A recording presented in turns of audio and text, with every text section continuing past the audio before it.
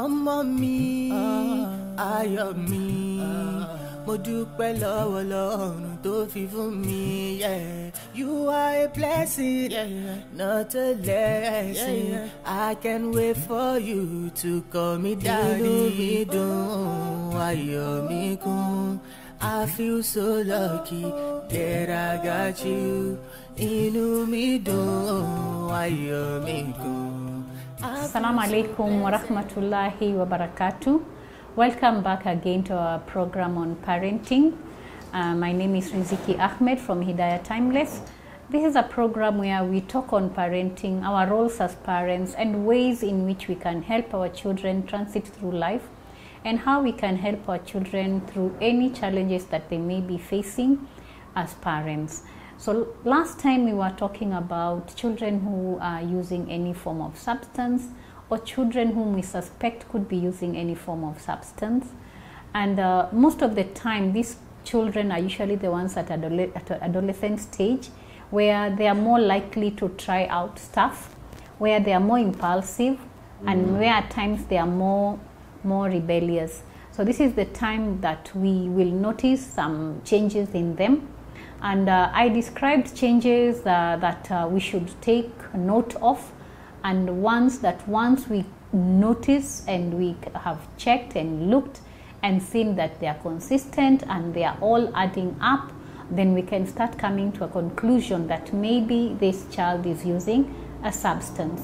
At this point, we might not know which substance they are using, but we might have our suspicions. If it is something like alcohol, we will have noticed the smell of alcohol, or them having hangovers, or even tripping over, or even staggering. If it is something like marijuana, maybe we have not yet noted what exactly. Maybe it's something else. We are not really sure. But this is the point where we say that we now need to have a candid talk with them. That's what we said. Once we are sure that we have something we can bring out and talk about. So we are going to talk about what is addiction.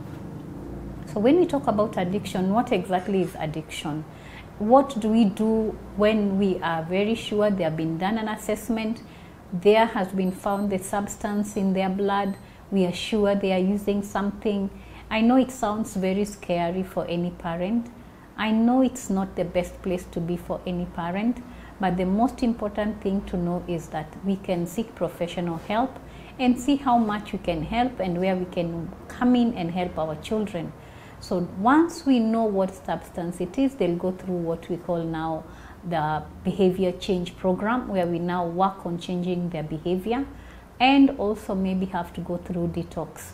And all this, we will explain what a detox is, what happens if they are being taken to a rehabilitation center, what will happen in the rehab center, what we expect from the rehab center, what are the rates of success for these children once they go to a rehab center, and how do we put them back into the community. So these are all the issues that we'll be discussing in today's program.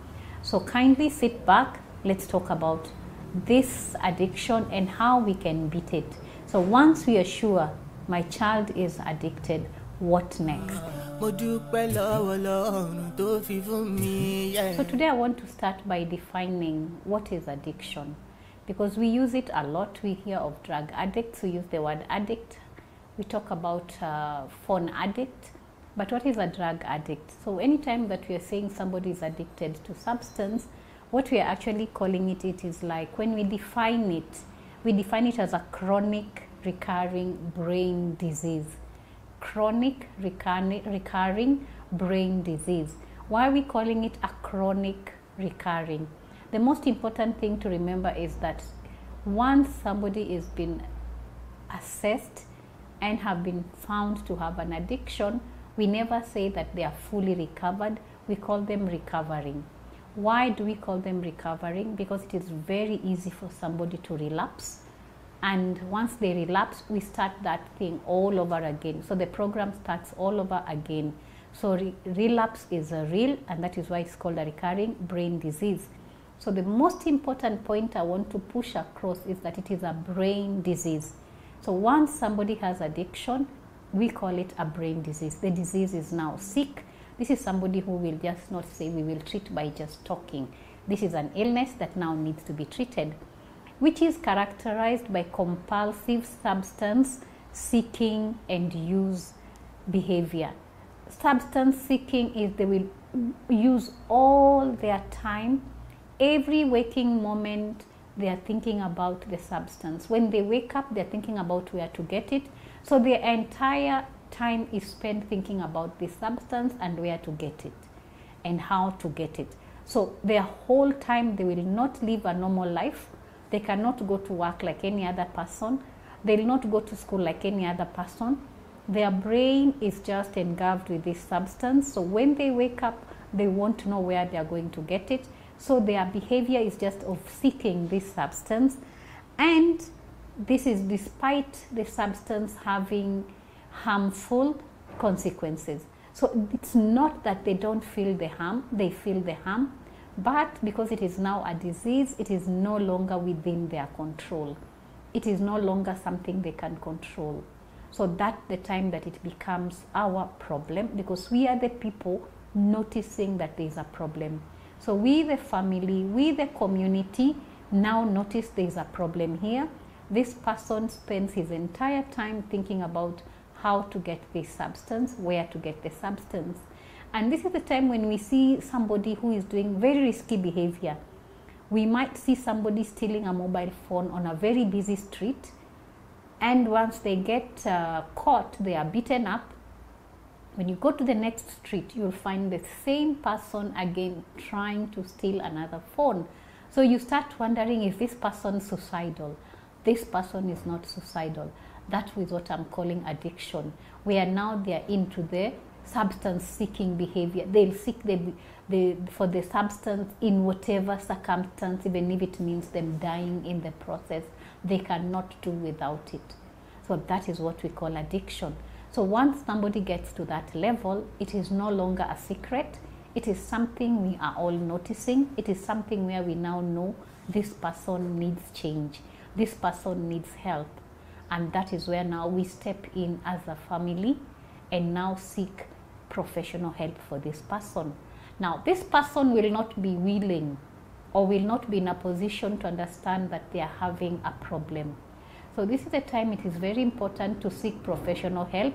Let them see a counselor, let them see a psychologist, somebody who will bring it to their knowledge that what is happening is something dangerous. They are treading on very dangerous grounds, and this is where we go through what we call a change of behavior program. In this change of behavior program, we start by what we call a pre-contemplation stage. This is the stage where this person is not aware that what they're engaging in is harmful. They don't think they have a problem. So when they are working with a psychologist or with a counselor, it's trying to bring them to understand that this is a problem. It's affecting their life. It's affecting their relationships. If they are in school, they are not performing. If they are working, they are not working well. They are having interpersonal problems with everybody around them. So it is trying to bring it to their awareness that actually there is a problem here. So pre-contemplation, they are not aware. We are trying to bring them to understand there is a problem. So with the same counselor, they go on to the next stage, which will be the contemplation. They have now understood they have a problem. Now they are contemplating change. Now they know there is a problem. What can I do about it? So they are explained to what are the different ways. They are talked to about maybe going to a rehab, or even maybe outside treatment if it is not so severe. They are talked to about how it is done. They are explained what will happen, what to expect, how to go about it. So now they are in their contemplation. Then we have the place where they now start preparation. The preparation stage is where now we are preparing to start this behavior change. We are preparing them either to go into a rehab. We are preparing them to start treatment. We are preparing them to go to the next level where they now accept they have a problem and they are going to start some form of treatment. So that is the preparation stage where now they are ready. They know what they are getting into. They know what to expect. They know what will happen. We are not hiding anything from them, and we are being very real and very supportive of them. After that, they go to the action stage. That's where now we start working. If it's the detox, they're having the detox, they're having their therapy sessions, and they're going through everything. And then we go through the maintenance stage. Maintenance stage means we all come on board as a family, as a community, and help this person maintain their stoppage of this substance use. And then after that, we say there could be relapse. Relapse is the last stage. If there is a relapse, we start that again, the process all over again. And at times, they might not relapse for years. At times, they might never relapse. But it's a reality that could happen. So as I'm talking, I'm sure somebody is wondering, so once I know my child has a problem, is that what I'm going to go through?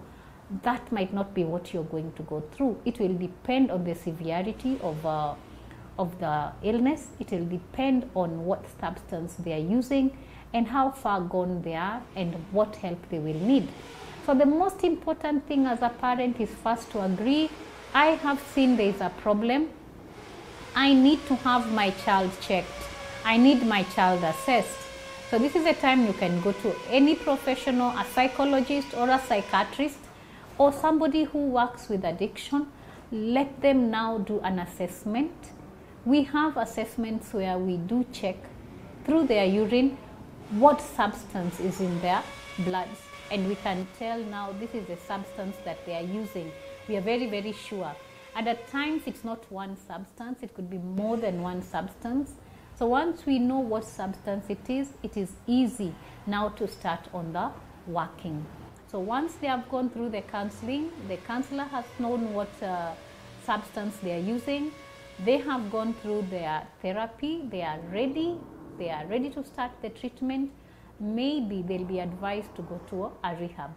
So we choose the rehab that we want to take them. Alhamdulillah, now we have rehabs that are run on Islamic principles. They are not many, but we have a few. So if we are lucky, we can take them to such rehabs. If we are not lucky, we can take them to any other rehab. But the most important thing is that we are there to support them.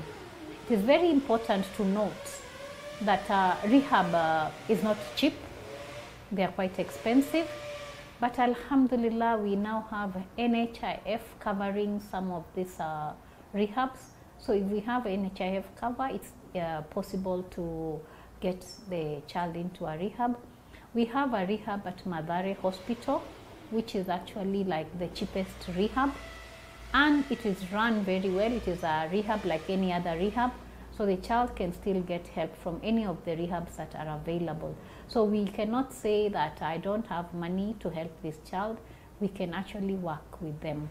So in the rehab, what happens? I'm sure we are wondering, okay, I'll take my child to a rehab, so what will happen there?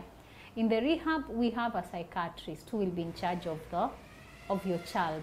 We have the therapist, the psychologist or the counselor who works with this child on this addiction. Remember, we have said it is a disease.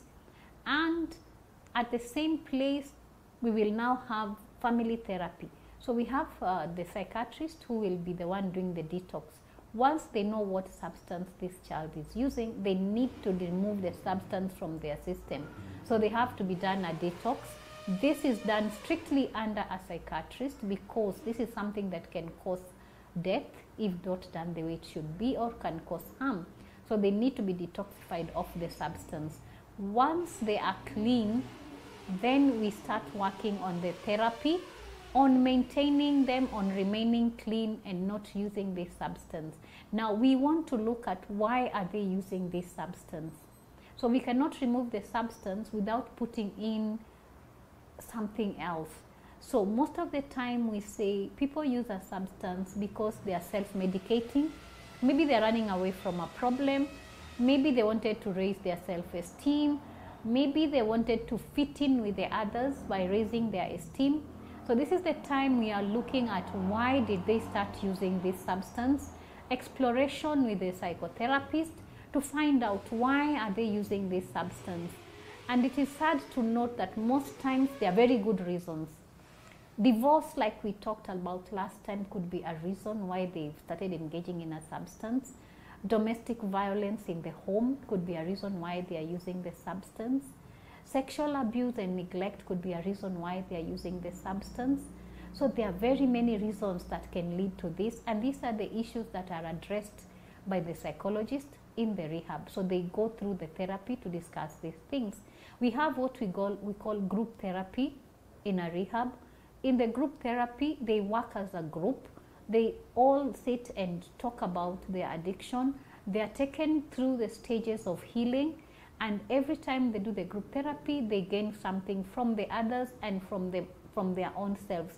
They are also able to start expressing their feelings about what they feel about it to a larger group, which makes it easier for them even to come out and not feel uncomfortable but when they are back in the community. Then we have what we call a family therapy. Family therapy, we bring in the family, immediate family. We need to know who is the enabler. An enabler is somebody who has been enabling them to continue with this addiction. Is it the person who has been giving them the money?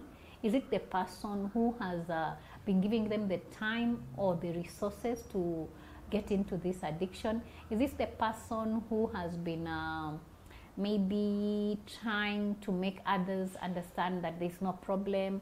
So we work with the family and try and find out who is the enabler, find out who are they able to deal with, associate with, to help them stop this habit.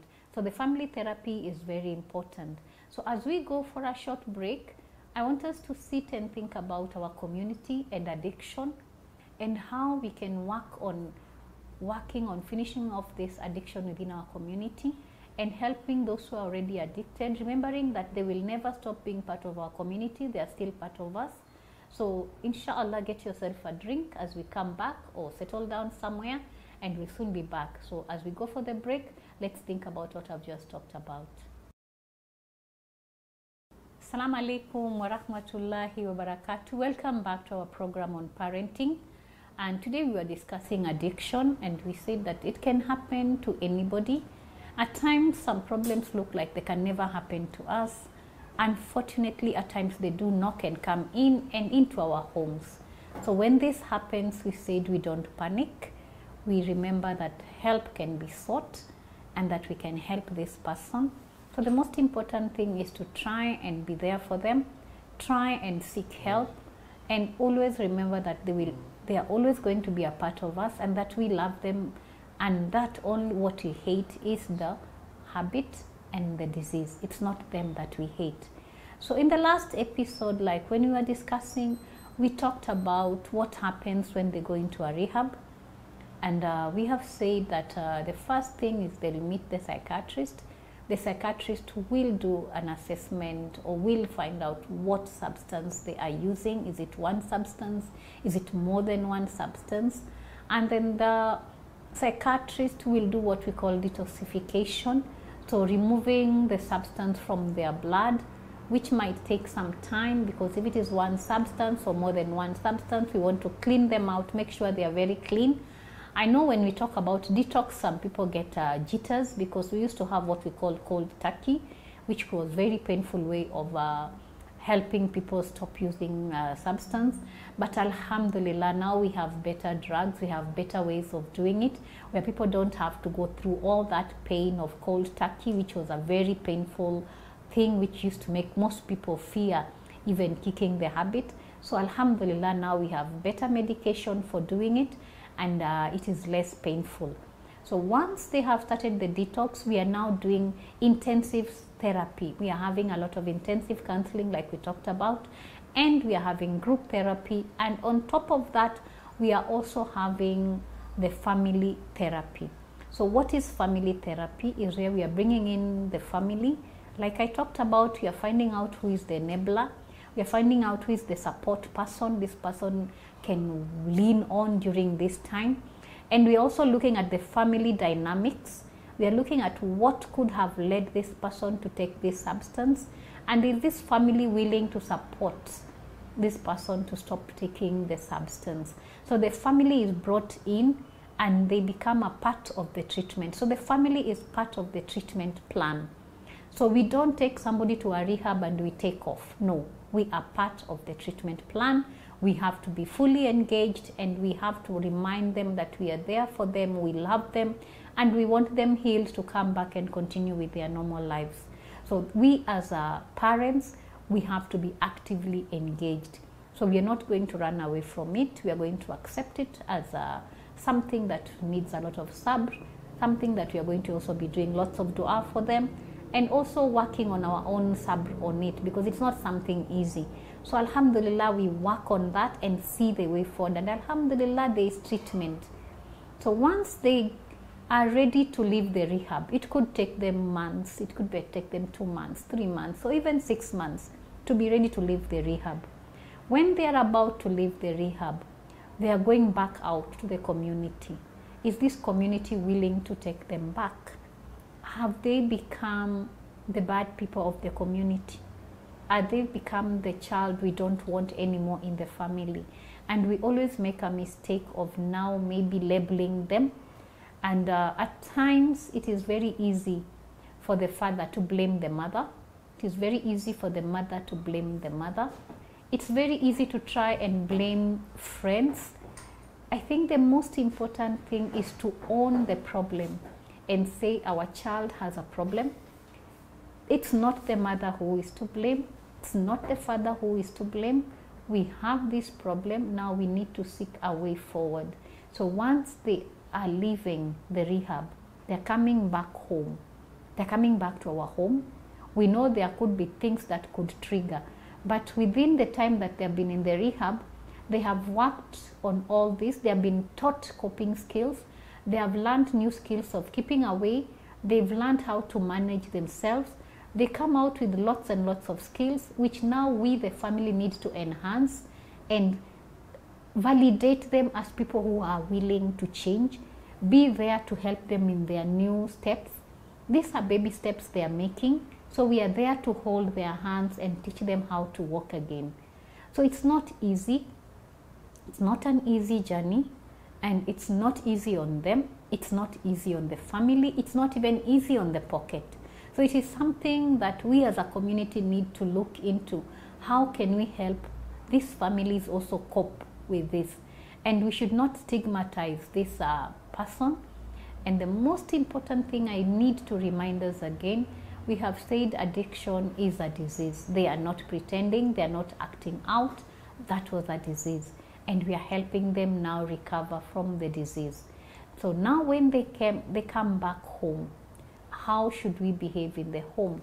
We are trying to normalize the home as much as possible. We are going to try and normalize their being back in the home as much as we can. We are not going to treat them as lepers. We are not going to keep away from them. We are not going to keep reminding them how much money we spend when they were in the rehab. I always say that mental illness is a disease like any other disease.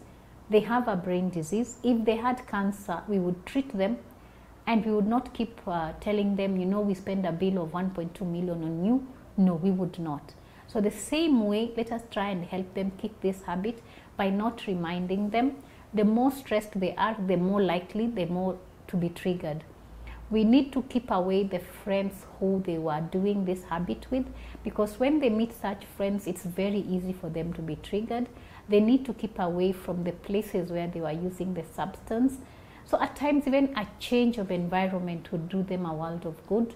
So it's up to us to think what will work best for them, what will work best for our family. And then they will continue with their therapy sessions. They will keep going back, and they will keep working on themselves. And at this time, we look at, even when they're in the therapy sessions, we also bring in the religious aspect. We bring in the deen as a form of helping them to build resilience. The more they are prayerful, they're doing their 5 salat in the mosque, they're fasting Monday, Thursday, they're trying to fast the white days, they are trying to do more ibadah, they're doing more adhkar, they're more engaged in da'wah, they're more engaged in Muslim activities. It's easier for them to be busy and to feel more closer to Allah, which will also help them to stay away from this substance. So the whole time we are working on this wholesome person, we are working on their spirituality as much as we are working on the home front, and as much as we are working from the hospital or from the rehab. So everything has to be put into place to help this person heal. So we, the family, are going to help them in all this so that this person can actually heal and move on with their lives. And then the community. Can we stop labeling? That is so and so ambaye alikuwa anatumia madawa.